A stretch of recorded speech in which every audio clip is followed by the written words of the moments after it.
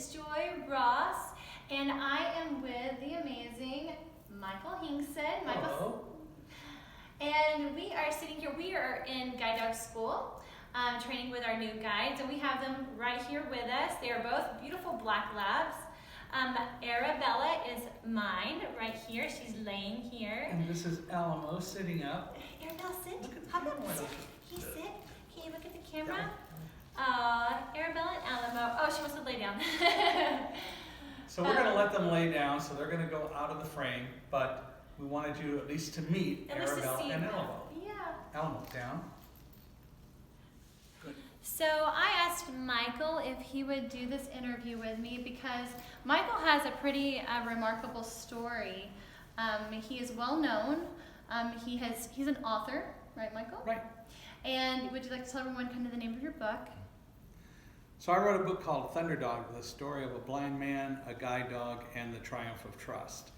And the book is really about my life. In part, it's about my experiences as I worked in the World Trade Center on September 11th, 2001, and escaped from the 78th floor of Tower 1 after the terrorists attacked the building. So we wrote a book about it in 2010 into 2011. It was published in August of 2011. It's been a #1 New York Times bestseller, and it is available wherever books are sold. It's also available through the Library of Congress. In the BARD program, of course, being a very prejudiced, starving author, we always like people to buy books, but it is available through BARD as well. And it tells the story of what happened that day, but it also tells the story of my life. Every chapter deals with an event that happened to me that day, and then we transition back to incidences and things that happened in my life that prepared me for that particular event. Mm-hmm. And then we go back at the end of each chapter to September 11th again and continue the story. The point of doing it that way is really to say two things. One, to talk about blindness. Mm-hmm. Blind people are no different than anyone else.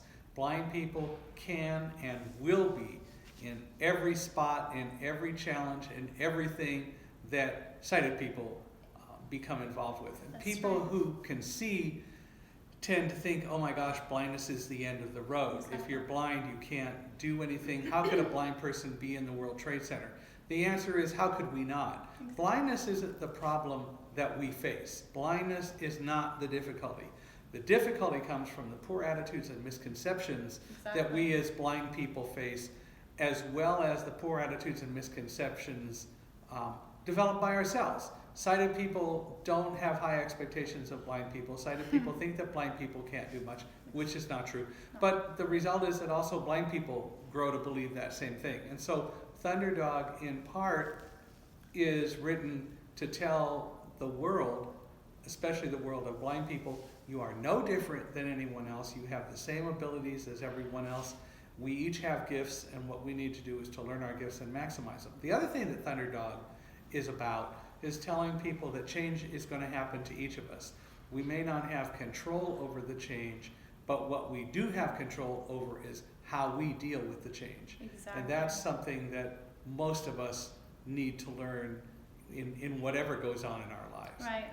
I always say you can't change your situation, but you can change your attitude towards your situation. Well, you can change your situation by changing your attitude, because we didn't have control over September 11th happening, for example. Mm-hmm. But we did have control, and we do have control over how we deal with September 11th or Right. anything else that happens to us. I know stories of people who lost their eyesight for one reason or another during their lives. Mm-hmm. Some became very successful because they learned that blindness wasn't going to hold them back. Mm-hmm. The National Federation of the Blind, for example, is the largest consumer organization of blind people and teaches that very philosophy. It is founded on that basic philosophical tenet. That is, Mm-hmm. blindness is not what holds you back. Exactly. It's your It's attitudes your attitude. and views that hold you back. I agree. I agree. Ever since I lost all my eyesight 10 years ago, I mean, I went through all the emotions, right? First, the grief of losing my sight, but a few years into my blindness, I have realized that my blindness has given me greater dreams. and greater abilities. There's things that I can do now completely blind that even when I once had some usable vision, I never did before. But that doesn't mean you're doing things greater than you could do before. It means you're doing different things. Because and you've learned how to deal with those things. You could have still done those same things. I could have done them before, but I didn't realize I could do them. And I don't know, it just, losing my complete eyesight has just changed my desires, my drive, I just want to prove to myself that I can. There's nothing that I feel I cannot do without my eyesight, except drive a car. And that's not true either. That's coming to change. Given the fact that in 2001, for example, Mark Maurer, the president of the National Federation of the Blind, challenged industry and universities to develop a car a blind person could drive. And in 2011, on January 29th, 2011, a gentleman drove a car around the Daytona Speedway right before the Rolex 24 race, totally independent of any sighted assistance, because the technology was developed that would allow him to do that. He drove through an obstacle course. He drove past a vehicle that was on the track with him. He drove past boxes that were thrown out of the vehicle. If you'd like to watch it, go to www.blindriverchallenge.org. And the reality is that Mark Riccobono, who drove that car, had only the technology that was built into the car, and it's only a few $100s in cost to actually put that technology in. Is the technology ready for street driving by every person? No, it's not. Will it be? It certainly can be someday. One of the things that's going to happen as autonomous vehicles are developed is that there have to be ways, if the autonomous part of the vehicle fails, that a person can get it to the side of the road. There's no reason, and the technology that was developed for the Blind Driver Challenge proves it, there's no reason why blind people can't be just as capable of getting a car to the side of the road and moving a car some distance as a sighted person today. So it is something that can be done. So go watch blindriverchallenge.org. I can't wait to drive. I cannot wait to have that opportunity to experience that freedom. I've never seen enough, obviously, in my life to drive a car, except I have driven in a field before, and that was fun. And you have been blind all your life, correct? I have, yes. Yes. So I was very fortunate that I have parents who, when they were told by the medical staff in Chicago soon after it was discovered that I was blind, that I should be sent to a home because no blind child could ever be a contributor to society, my parents said that's absolutely not true. And so they brought me up believing in myself and what I could do. And I submit that is just as true for anyone who loses eyesight today, for anyone who's lost their eyesight and has never had the opportunity to truly be taught by people with high expectations about what blind people can do. The reality is all of us can. All of us can grow up, or all of us can learn today to be just as independent as we choose to be and as we want to be and as everyone else. Yeah, I never let people tell me what I'm capable of achieving. If I had listened to people growing up, I would not be where I am today. I was surrounded by also a family, my parents, my family, of course, my husband and my kids who have encouraged me. When others have told me you can't do something, they have encouraged me to believe that I can. And I'm so grateful, and I encourage more parents who have children who have a disability to just keep encouraging their kids, believe in them, right? Sure. Believe in them, yeah. I wanted to ask you a couple questions about your experience in the World Trade Center that day, because I'm sure a lot of people who haven't read your book are wondering. So what was it like for you, not seeing anything? Describe the moment when it happened, and what was your feelings? Well, what happened at 8:45 that morning is that 18 floors above us on the other side of the building, an aircraft hit the building. So we were on the south side and the plane hit on the north side. Now I'm going to hold my hand straight up in the air, and I want you to imagine that my hand is the tower. For those of you who can't see it, I've already told you, my hand's up in the air, right? So it's the tower. The airplane hit the building. Imagine taking a large spring and fastening it to a tabletop and then pushing on the top of the spring. That's actually what happened to the building, and I'm now tipping my hand forward toward the camera. The building actually tipped. They're flexible. Buildings like that are very flexible. They're made Dog is moving down. Almost Down. come to see me. Down. Good boy. The building tipped because it's made to be flexible. They're actually expansion joints so that it could flex. And the reason for that is in case it ever got hit. An airplane hit the Empire State Building in the late 1940s because it got lost in a fog bank. It was a military bomber, and it was hit. It hit the Empire State Building and crashed and so on. But no one ever expected that someone would take an aircraft deliberately full of 26,000 pounds of jet fuel and crash it into a building. But they did. So the building flexed, and as it did, we heard kind of a muffled explosion. I was in my office with a colleague, David Frank, from our corporate office. We were going to be doing some sales seminars that day, and we had some guests in our conference room. So the building flexed. We actually eventually said goodbye to each other because we thought we were about to take a 78th floor plunge to the street. And as I said, the building kept moving and it flexed as my hand is moving. And then it stopped and it began to move back the other way. And as it was moving back, I kind of remember letting out my breath because I was holding it and didn't even know it because we thought we were going to take a 78th floor plunge to the street. And David and I said goodbye to each other. The building got vertical. I went into my office because I went and stood in the doorway between offices, basically the strongest part of the building. Doorways are supposed to be anyway. Really didn't matter 78 floors up, but that's instinct. And so I went back into my office and met Roselle, my guide dog at the time, my 5th guide dog, coming out from under my desk. I took her leash and told her to heel. She came around on my left side and sat, and about that time, as I'm now doing with my hand, the building dropped straight down about 6 feet. Wow. And it did that because the expansion joints were going back to their normal configuration. Had no idea what was happening, to answer your question. But I had thought every day I went into that building, what am I going to do if there's an emergency today? I'm the Mid-Atlantic Region Sales Manager. I run that office. I had a staff. I had people who worked for me. I was responsible for them and their lives, and I knew that. So I always thought about what to do in an emergency. I learned what to do in case of an emergency and fire at the World Trade Center. I talked to the fire people, the Port Authority people. I read all the fire procedures. And I also thought about it a lot. So in a sense, I was mentally prepared, I guess, for whatever came along in theory. So the building was struck, it flexed, it came back, it dropped down 6 feet. David, my colleague, David Frank, turned and looked out the window and started shouting, "Oh my God, there's fire and smoke above us. We got to get out of here right now. We can't stay here." And I said, "Slow down, David." "No, we got to get out of here." I could hear things falling outside the window. He said it was millions of pieces of burning paper falling outside the window. And I kept saying, "Slow down." And he kept saying, "No, we got to get out of here." Our guests began to scream. They started moving toward the exit to the conference room and our offices. And I kept saying, "Slow down, David." And David kept saying, "No, we got to get out of here." And finally he used the big line, as I call it. "You can't see, you don't know what's going on."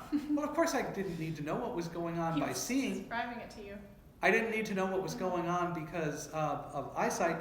He was describing it, but most important of all, I was observing something that David was not.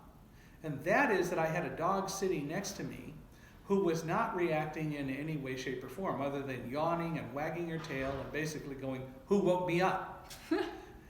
And I knew what Roselle was like when she was afraid because she's afraid of thunderstorms. And so she wasn't doing any of the fear reaction indicators that would tell me that she was afraid. So I understood that whatever was going on wasn't such an immediate threat to us that we couldn't evacuate in an orderly way. That's part of the whole point.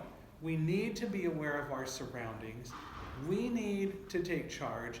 And that also means that wherever we work, wherever we are, whatever we do, we should know as much as we can about, for example, how to get out in an emergency. If you're just going into a store and you don't go there very often, you may not take the time to learn emergency evacuation procedures other than know how to get to the front door. But on the other hand, you can learn, if you're going to go shopping in a store on a regular basis, where the back door exits are. I have another way I can learn to do that. I use a product called Aira, and I've got the glasses on for Aira. We'll talk about that in another interview. But the point is that we should learn that information. We should learn the procedures. when we work in offices, we need to take charge of our own lives and make sure we know how to get out and we know what the procedures are at home. Same thing, we hear public service announcements all the time about that. We should develop a fire evacuation and an evacuation plan for our family. We should. It's all about what we should do. Well, I did that. And so I was able finally to tell David, slow down, calm down, get him to focus. He got our guests to the stairs, then he came back, and then we went to the stairs and started down. Look, we had no idea what happened. There were no announcements. It was way too early for anyone to announce. The fire wasn't on our floor. It was way above us. But when we got to the stairs, I began smelling an odor that I realized after a few floors were the fumes from burning jet fuel. So I and others figured out an airplane must have hit the building, but we didn't know why. And we never knew that until we got outside and both towers had collapsed. Now tell everyone how long it took you to get outside. It took, from the time the plane hit, it was an hour before I was outside, but we still didn't know that, as I was going to say. We didn't know until both towers had collapsed, and I actually called my wife at 10:33 and found out what had actually happened. We just didn't know until then. What I thought was amazing when you were telling me the other day your story is after you got out, you were walking towards the tower, you were walking in the direction. We were walking near Tower 2. And the problem is we didn't know what was going on. We knew there was fire, but no one ever said don't go anywhere near Tower 2. No one ever said we were attacked by terrorists and these buildings have a good chance of coming down. They weren't telling people that. Now I understand that. They didn't want people to panic. Me, personally, specifically, I like information, and I would rather have known. And you would have gone a different direction. And I would have made a different choice than we did. So what happened, tell me what happened when the tower started to fall? We ran. And what did it feel like to you, smell like? You obviously couldn't see anything anyway, but Roselle. Well, I knew that the building was coming down. I didn't need to see it, and everybody was shouting the building's coming down, so who cared? And Roselle? Roselle didn't do anything other than obeyed commands because nothing was attacking her personally. We turned 180 degrees and started running away from the tower. The sound was what I describe as kind of a combination of a freight train and a waterfall. You could hear the glass breaking and metal coming apart, and you could hear the whole building collapsing. The sound was like a white noise of a waterfall. So we ran. We got to Fulton Street, turned right on Fulton Street, which put, in theory, a building between us and what was happening, and we just ran to get away from it. Wow. And I mean, that was, I'm sure, a terrifying experience. Well, I think it was terrifying for everyone. It was certainly no more terrifying, and maybe in a sense less terrifying for me. And the reason being is I didn't have time to worry about it. I didn't have time to be terrified because I had to focus not only on staying alive, but giving Roselle commands and being as calm as I could for her. That's the one advantage I suspect that I had, is that I was working with a guide dog and realized right up front that I needed to stay focused for her and give her calm, as much as I could, commands, and focus on giving her the directions that she needed in order to do her job. And she did. And our guide dogs really do feed off of us and our, our emotions and that sort of thing. And so you stayed calm for her and kept giving her the confidence that, she's doing a good job. Right. And she was able to guide you to safety. And, you're here to tell the story and to be an inspiration. And that experience has transformed your life. Well, the day afterward, my wife, Karen, suggested that I call Guide Dogs for the Blind because several people from GDB had visited us in the World Trade Center, and she said, you really ought to let them know you're okay and all that, so I did, and among others, we spoke to Joanne Ritter, who was at that time the public information officer for Guide Dogs. And Joanne wanted to write a little story, and I said yes, wasn't thinking. Kind of really in shock from the whole thing. And also the next day I was stiff as a board. The adrenaline was really running on September 11th, and so I moved without any problem, but the next day it all caught up and I was stiff. I was glad we had an elevator in our house. My wife uses a wheelchair, so I'm glad we had an elevator to go from one floor to another because I would not have made it up and down the stairs for almost a week. Wow. Anyway, so Joanne asked if she could write a story, and she also said, I bet you could be on any TV show you want. What do you want to be on? And I just sort of flippantly said, Larry King Live. I saw that interview. And 2 days later, we had the first of 5 interviews on Larry King Live. Wow. Yeah. And then a lot of the media got the story. Then people started calling and saying, would you come and tell us your story? We want to hire you to tell your story. I'm a sales guy, right? As I said, I'm the Mid-Atlantic Region sales manager. The company I worked for at the time really wasn't doing a great job of managing a remote sales force. And for a variety of reasons, it seemed like I was being given an opportunity to make more of a difference and do something other than just selling computers, something that was more meaningful. So I chose to accept those offers. I went to work for Guide Dogs for the Blind, actually, as a part of that, but also traveled and did speak to people, speak to organizations and groups, and so I've been doing that now for the last 16 and a half years. You're doing that still to this day. And we do it today. I also work for Aira as the Director of Strategic Sales, so I help create and develop partnerships. Real quick, we'll do a separate video on Aira because that needs its own video in itself. But just real quickly describe what Aira is for people. So Aira is a product that uses smart glasses like I have on with a camera, and we can contact an agent who is hired and paid and is trained to describe information. So there are other products that are free, like Be Specular, Be My Eyes, and so on. The problem is that you can maybe do a short video or just send pictures to them, and which is great, which has it serves its purpose. And they don't, however, give you the ability to get information consistently described by agents who are taught to describe. And so you don't get the same level of information that you do when you're working with Aira. So I can call an Aira agent and go into a shop, to a mall or to a store, and or airport or anywhere, yeah. Go into a mall or to a store and find whatever products that I want, or go through an airport and get right to a gate, and the agent can direct me all the way. Or I've used Aira to build things that I've gotten in the mail, to construct them, because the instructions were all pictures.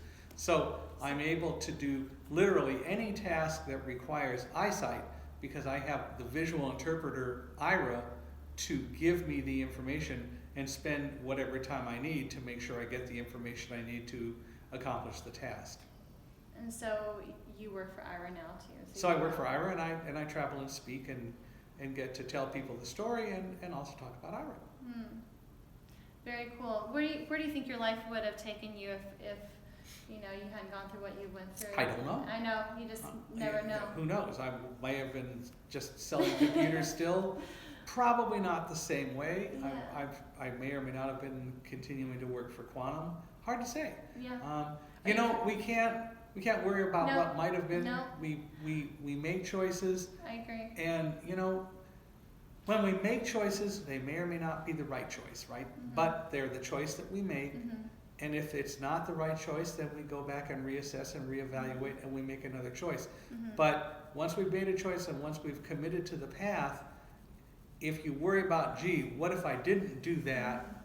All you're going to do is dilute your decision, and you're going to be second guessing yourself and not allowing yourself to put your full body and your full spirit into the choice that you chose to make. Mm-hmm. And that's part of what oftentimes we do. People have asked me, well, do you have survivor's guilt from September 11th, or do you regret making the choices that you've made? Well, I don't regret making the choices, but once I made those choices, I stuck with them until such time as something came along and said that they weren't the right choice. And I haven't gotten that message yet, so I'm still doing what I did decide to do. Yeah, I know. After losing my complete loss of eyesight, I definitely know that my life has changed. People say, what do you think your life would have been like if you hadn't lost your sight? I have no idea. But what I do know is that my choices that I have made after my loss of eyesight, I believe has truly has changed my life for the better, and it's made me into who I am, and I'm sure the same thing for you too. It's made you into who you are, and I've spent time looking at my life now, 68 years this coming Saturday. Wow, really? And I can trace my life back to the choices I've made. Uh-huh. Some didn't work out well, but I can go back and realize what I learned from those choices. And I think that's a good exercise for people to do, is to go back and look at your life as far back as you can remember, the choices that you made, the things you did do, the things you didn't do, were they the right things not to do? If they weren't, that's great, but what do you learn from them? Learning is we all ought to spend more time being introspective and looking at our lives, and if we don't like what we are, okay, that's fine. But you can't spend time regretting that. The question really becomes, what are you going to do about it? Gandhi once said, be the change that you want to see in the world. And that's something that we all can resonate with. And so if you don't like what's going on in your life, then deal with it. That's something that we all can do. And I will not accept, well, but I can't really do that at this point. Yes, you can. Anyone can do that. Also, the other thing that Gandhi said, which I think is extremely important, is that interdependence is and ought to be as much the ideal of man. That's the general man, so we're not being sexist here. Interdependence is and ought to be as much the ideal of man as his self-sufficiency. And what does that mean? Go find support. Build a support system. And anyone and everyone can do that. Yeah. Well, that is awesome. Thank you for taking the time to sit and chat with me and to all my viewers. And it's been a really an honor of getting to be in school with you. Like I said, I have known about you for many years and have watched those interviews on Larry King. And you know, when I met you here and found out you're going to be in class with me, I had to interview you because it's pretty amazing. We've had so much fun together too. Yeah, we've had so much fun together, and everyone here has been amazing, and our puppies are amazing, and I've gotten all of my guide dogs from here since my first one in 1964. Number 8. Number 8. Alamo is number 8. It is a great school. Every guide dog school has its pluses and its minuses, and there are always challenges, but I will tell you, I think that the training at GDB is second to none. Seriously, yeah. Well, this is my second guide, and I received my first guide, Antonia, here. And this is your first time to come to the Oregon campus. This is the first time I've come here for training, yes. Yeah, to get a guide dog. Right. So you've done work here before and Yes. you've traveled here, but first time on campus to be a student. Right. So anyway, it's pretty good. How does it compare to San Rafael? You know, they're both good campuses. The training is the same. I have no complaints. Yeah. So pretty good. Amazing school, GDB. Woohoo! Yay. All right. Anyway, thank you guys so much for listening to us, and we will see you on our next video. Stay tuned for Aira video coming next. All right. Bye, guys.